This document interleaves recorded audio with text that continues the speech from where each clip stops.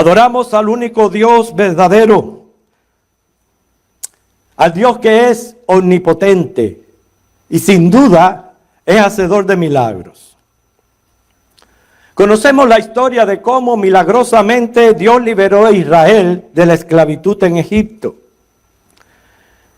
Inclusive provocó un canto de gratitud y de gran regocijo. Pero aquella alegría duró poco en cuanto vino la prueba. En las primeras quejas de Israel, cuando les faltó el agua, Dios proveyó. Proveyó un oasis con fuentes y palmeras en medio de un desierto. Y a pesar de aquella experiencia, Israel vuelve a quejarse, pero esta vez por hambre. Es muy triste que en países hay verdaderamente mucha, pero mucha hambre. Por eso yo creo que debe ser motivo de gratitud a Dios el hecho de encontrarnos en este país donde no falta la comida. Puede ser que tampoco podamos comer por motivos de salud, pero no podemos decir que falta la comida, en ningún momento. Se escucha de una competencia de arte y 3 de los finalistas se les pide que pinten lo mejor posible el hambre. Uno de ellos pintó una persona esquelética y una tiñosa que lo perseguía a todas partes, ya ustedes saben para qué. Bueno, a ese le dieron medalla de bronce. El otro se le ocurre pintar un mosquito en un hospital al pie de la cama de un enfermo anémico y pacientemente esperando que le pusieran una transfusión de sangre. A ese le dieron medalla de plata. Impresionantes los dibujos, pero el ganador de oro pintó, ¿qué? No sé si se los digo o no. Mejor no. ¿Qué ustedes creen? ¿O qué les parece si es que al final del culto me dice la verdad central del mensaje? Le digo que fue lo que pintó el tercer dibujante. ¿O quieren saberlo ahora? ¿Ahora? Pues pintó un inodoro con telaraña.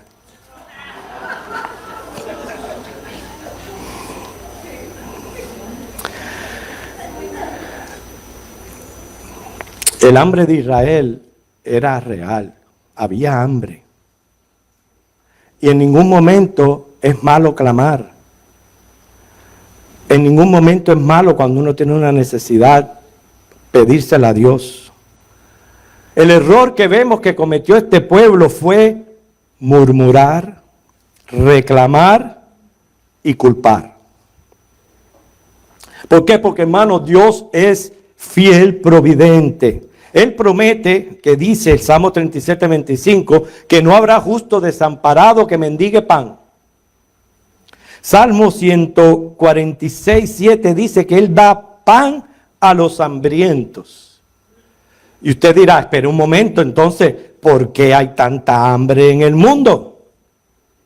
Bueno, la razón es bien clara. ¿A qué Dios le piden? ¿A qué Dios le piden? ¿Saben por qué? Porque por el pecado, por la rebeldía y muy en especial la idolatría, mantiene a los países y a los pueblos en hambre y miseria. Por eso tenemos que siempre cuestionar quién es nuestro Dios, a quién le pedimos, a quién nos encomendamos, de quién dependemos. Yo espero que no sea ni de un objeto, ni de una figura, sino que sea en el Dios creador de los cielos y la tierra, creador del universo. Entonces no va a haber justo que mendigue pan. Y hagamos también lo que hacen los bautistas casi todos los años, que celebran el Día del Hambre Mundial comiendo con un banquete. Bien, vayamos al texto que nos va a dirigir en esta tarde, que es Éxodo 16. Éxodo 16.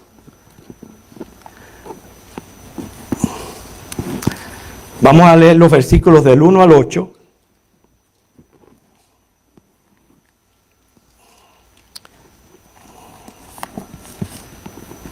Y luego vamos a proceder a comentarlo.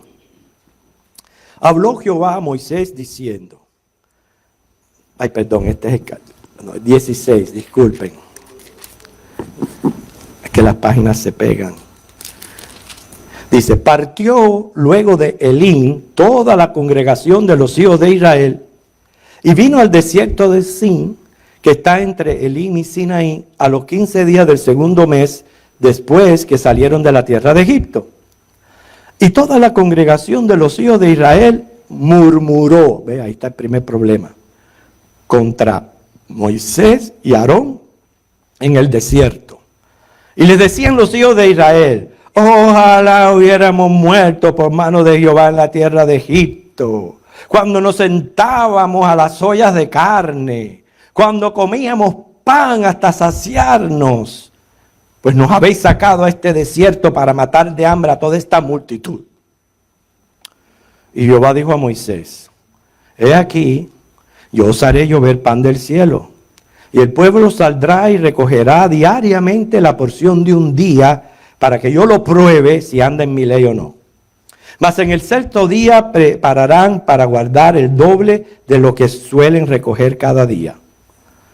Entonces dijeron Moisés y Aarón a todos los hijos de Israel, en la tarde saldréis que Jehová os ha sacado de la tierra de Egipto. Perdón, en la tarde sabréis que Jehová os ha sacado de la tierra de Egipto, y a la mañana veréis la gloria de Jehová, porque él ha oído vuestras murmuraciones contra Jehová, porque nosotros, ¿qué somos para que vosotros murmuréis contra nosotros? Pero también Moisés, Jehová os dará en la tarde, dijo también Moisés, Jehová os dará en la tarde carne para comer, y en la mañana pan para saciarnos, porque Jehová ha oído vuestras murmuraciones con que habéis murmurado contra él. Porque nosotros, ¿qué somos? Vuestras murmuraciones no son contra nosotros, sino contra Jehová. Vemos como después de un mes y medio de salir de Egipto, estaban localizados en la gran llanura que se extiende hasta el extremo sur de la península de Arabia. Las provisiones normalmente se iban acabando, estamos hablando de millones de personas. Y lo primero que hicieron fue murmurar por falta de agua, y eso lo vimos en el capítulo 15 del 22 al 27, y ahora murmuran por falta de comida. ¿Están viendo aquí patrones negativos? Pero patrones negativos en que caen muchos hombres. Sí, tenemos a Israel en la mirilla, pero muchas veces nos pasa a todos, que teniendo las promesas de Dios, aún así dudamos. Y si fuéramos a dudar solamente, pero hay quienes se atreven a quejarse y a murmurar. Fíjense qué irónico que decían que preferían morir instantáneamente, como le sucedió a los primogénitos de Egipto, que morir lentamente de hambre. Y ahí daban a la mente a que se imaginara las grandes ollas que utilizaban los capataces para alimentarles, mientras hacían el trabajo pesado y les daban latigazo. ¿Por qué? Porque cuando una persona está en un desierto pasando por escaseces, siempre la tendencia es la misma, es enojarse. Y repito, hermanos, las necesidades son genuinas, pero hay maneras de clamar y de pedirle a Dios sin caer en este mal. Otra falta cometida fue echarle la culpa a los líderes, olvidando que fue Dios quien los sacó de la esclavitud. Y lo peor de todo, culpar a Dios. Eso sí es un verdadero atrevimiento. ¿Por qué? Porque todos nosotros, pecadores, lo que merecemos es infierno. Es lo que merecemos todos. Sin embargo, Dios nos da de su gracia. Dios nos sostiene y nos mantiene. No se daban cuenta que era mejor estar libre en el desierto con Dios que preso en Egipto con el faraón. Por eso la tendencia de Israel fue tentar a Dios. Inclusive en un capítulo más, en el 17, versículo 7, vuelven a quejarse por falta de agua. Y dice la palabra que eso fue tentar a Dios. ¿Por qué? Porque Dios es digno de toda confianza. porque demandar prueba de su poder o presencia es un insulto total a su persona. Más bien, Dios no los dejó morir de sed ni de hambre. Y claro, como Dios es misericordioso, allí Él proveyó el alimento. Un alimento que vendría del mismo cielo en forma de lluvia. Un maná. Era diario. Un día a la vez. Provisión que requiere una continua confianza en la fidelidad de Dios. Noten eso. No fue que llovía tanto pan que podían recoger y atesorar y guardar. No, tenía que ser diario. La porción diaria. Eso es lo que nos lleva a nosotros a confiar en el Señor plenamente. También requería salir y recoger. Ahí está la responsabilidad humana. Implica la fe del que desea el alimento. Se reintegra la consagración del día de reposo, ya que el día anterior se podía recoger doble para suplir para el día de reposo. El sabor de aquel maná era dulce, era como miel, como un aceite nuevo, y caía después del rocío, recibiendo no solo pan, porque si hubiera sido pan solamente, pero también, dice el versículo 11 del capítulo 16, que Dios le envió codornices. Estas aves, desde tiempos antiguos, atravesaban las aguas del Mar Rojo para llegar al noroeste. Y cansadas de tanto volar, pues se dejaban caer en las llanuras costeras para recuperar fuerza. Y en esta ocasión, esto es una intervención de Dios, porque estas codornices llegaron en el preciso momento y en el lugar apropiado al campamento israelita. Pan mañanero, ahí tenemos el carbohidrato, y la carne a la tarde, la proteína. O sea, suficientes para sentirse saciados. Pero noten lo que dice el versículo 9 del capítulo 16. Hasta aquí estamos viendo que fue un pueblo quejoso, murmurador, que lo que merecían era que murieran ahí de sed y de hambre. Pero Dios en su misericordia proveyó pan, proveyó codornices, y no solamente eso, les invita a acercarse a Dios. Versículo 9 dijo, y dijo Moisés a Aarón, di a toda la congregación de los hijos de Israel, acercaos a la presencia de Jehová, porque Él ha oído vuestras murmuraciones. Casi siempre la tendencia del ser humano es de dos maneras. Número uno, si me va mal, pues busco a Dios para resolver. Número dos, si me va bien, me olvido de Dios. Esa no debe de ser la actitud correcta. Nosotros debemos de ser creyentes incondicionales, incircunstanciales. No importa si recibo o no, no importa lo que esté pasando en mi vida, mi fe debe de estar firme en nuestro Dios. Y por eso Él invita a que se acercaran a Él. Sí, podían saciarse de pan y de codornices, pero eso era una cosa, ese era el alimento físico, pero necesitaban el alimento espiritual. Hermano, ¿qué podemos aplicar de todo esto? Primeramente, las dificultades nos acercan a Dios porque Él conoce nuestras necesidades.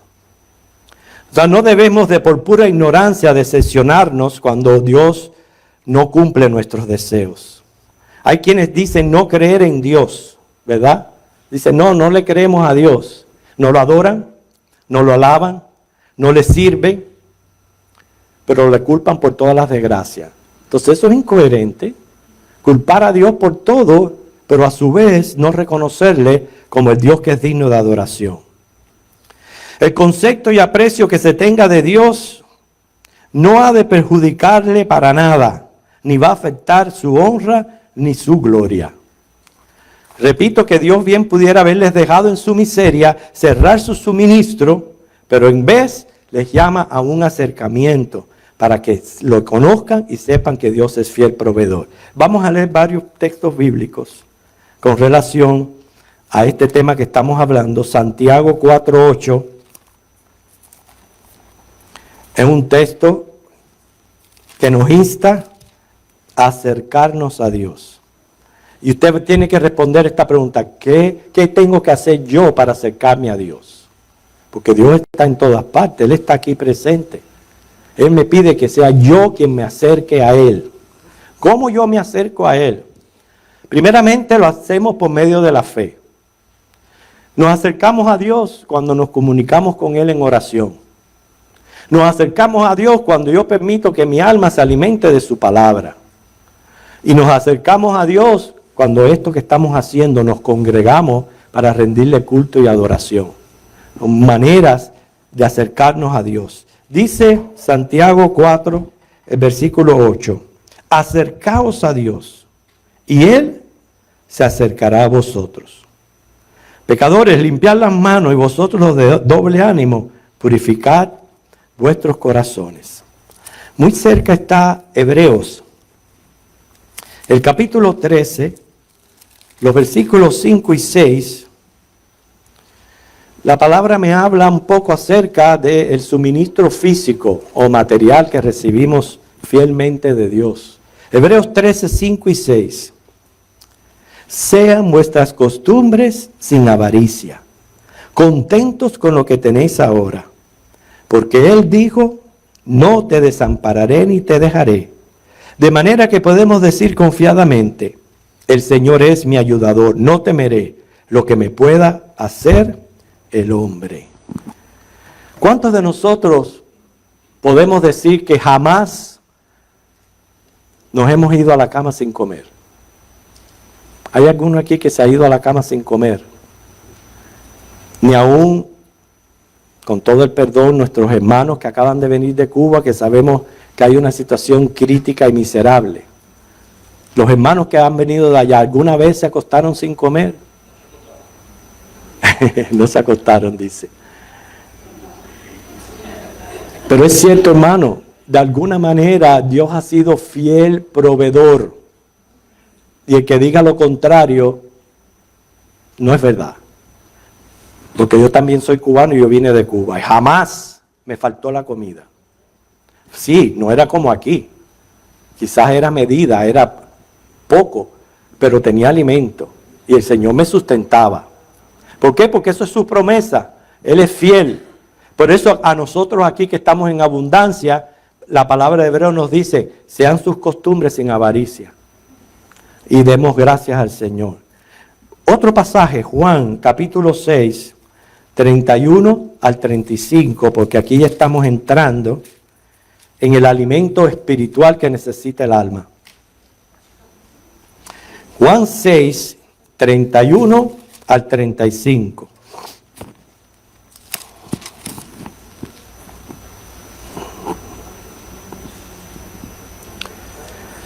Nuestros padres comieron el maná en el desierto, como está escrito, pan del cielo les dio a comer.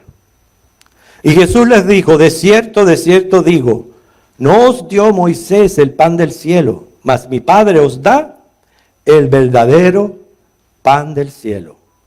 Porque el pan de Dios es aquel que descendió del cielo y da vida al mundo.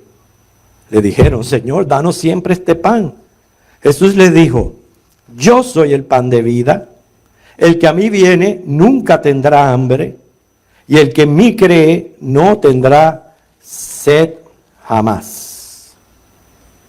Así que, hermanos, vemos que así como Dios proveyó pan del cielo a aquella multitud hambrienta, el Señor nos está diciendo aquí que también hay una necesidad espiritual en cada uno de nosotros, que es alimentar el alma.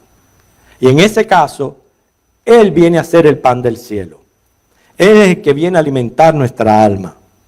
Inclusive, se puede relacionar la Biblia con aquel maná. La palabra del Señor bien lo dice, y fue lo que Jesús le dijo al diablo en la tentación. No solo de pan vivirá el hombre, sino de toda palabra de Dios. Hermanos, somos espíritu, alma y cuerpo. Y nos preocupamos por alimentar el cuerpo, por comer los alimentos apropiados, por tener buena salud, se hace ejercicio y hay como cierta tendencia a preocuparnos mucho por el cuerpo físico. Pero el alma, que es la trascendental, no le hacemos caso. Y no le proveemos el alimento que el alma necesita, y más cuando lo tenemos en Cristo Jesús.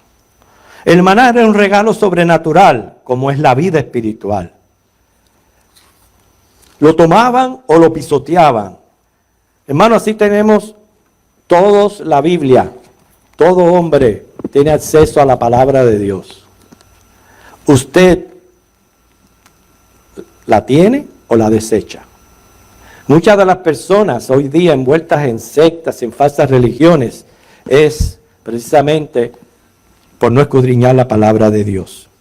El maná era pequeño, redondo, no tenía partes puntiagudas. Bueno, así la Biblia es de simetría perfecta.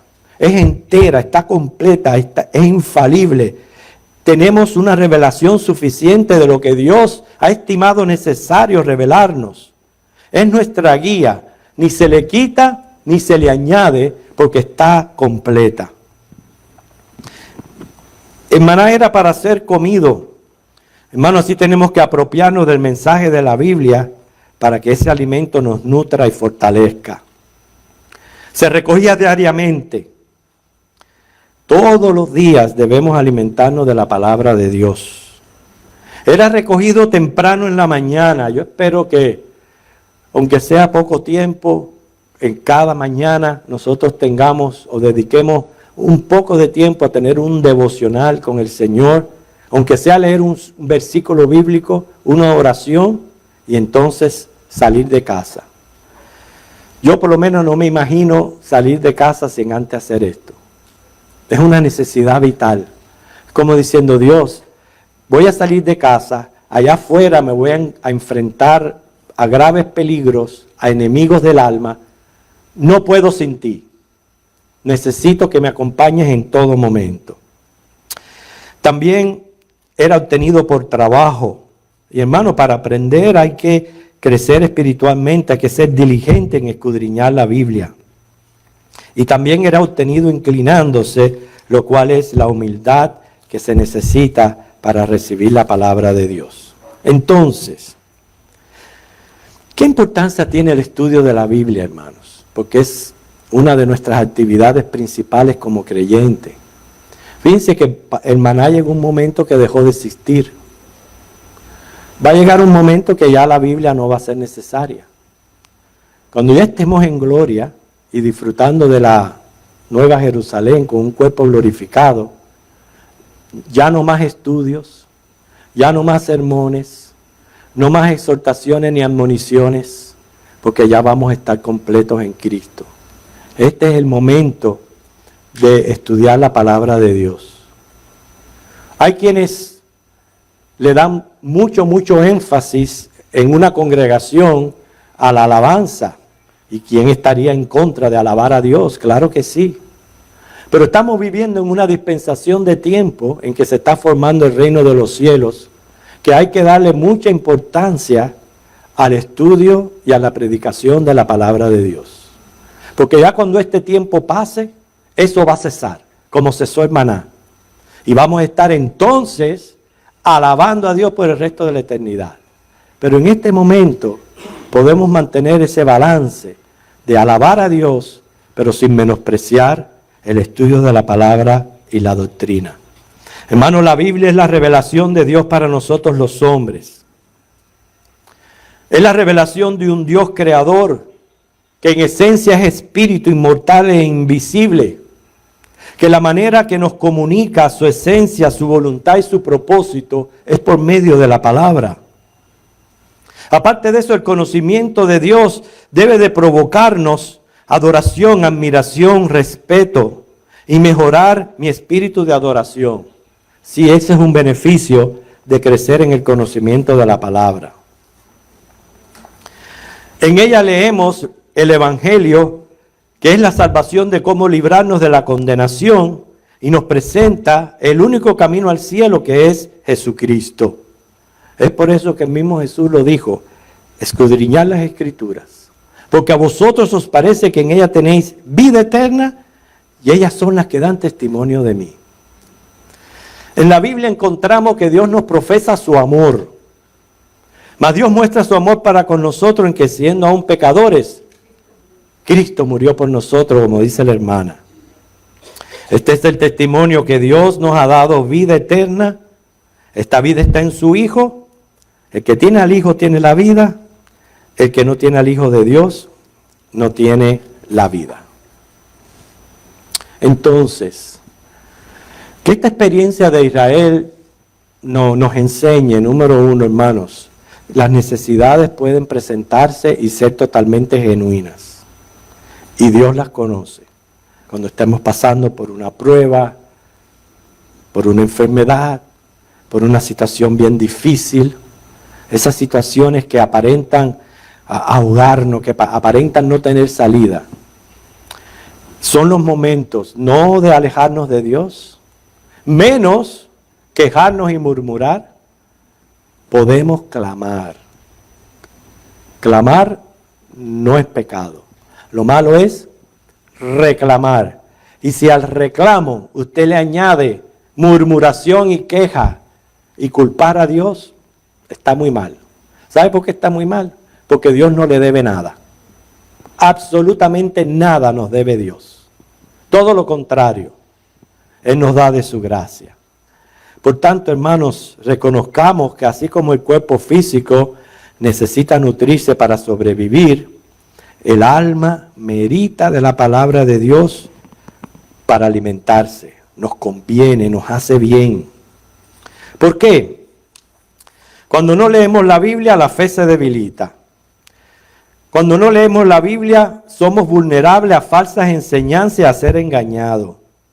Cuando no leemos la Biblia, carecemos de discernimiento espiritual y no podemos ayudar a otros. Pero cuando leemos y estudiamos la Biblia, tendremos luz, sabiduría, conocimiento y convicción. Y más que esto, seguridad, paz, fortaleza. Conoceremos el futuro. Por tanto, se elimina el temor y la incertidumbre sobre el más allá. Por eso, cuando leemos la Biblia, nos hace muy bien. Hagámoslo un día a la vez, nuestro devocional diario. ¿Cuántos conocen el canto Un día a la vez? Tenemos un buen grupito que lo conoce, ¿verdad?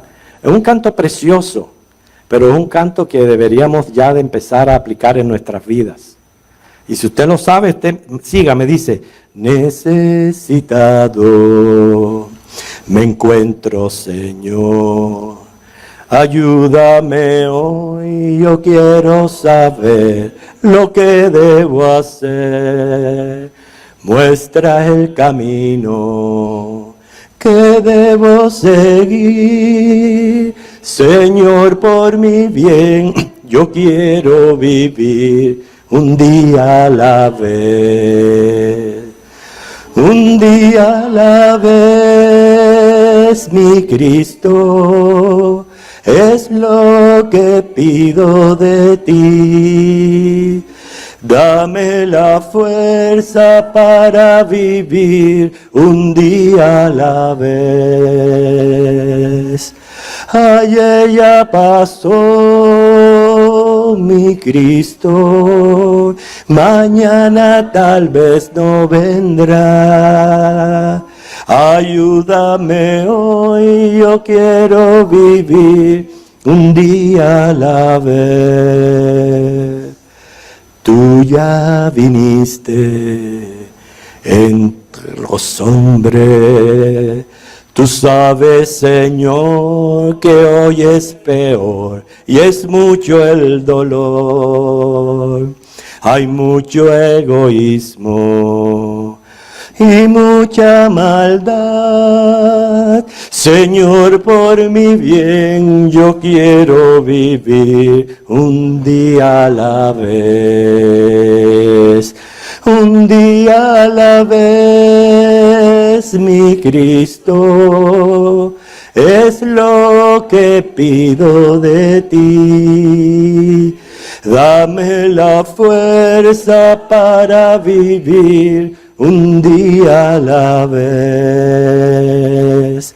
Ayer ya pasó mi Cristo y mañana tal vez no vendrá. Ayúdame hoy, yo quiero vivir un día a la vez. Así como Israel recogía el maná un día a la vez, mantengamos nuestra devoción escudriñando la palabra un día a la vez, esperando porque Él viene pronto por nosotros. Que el Señor les bendiga, hermanos.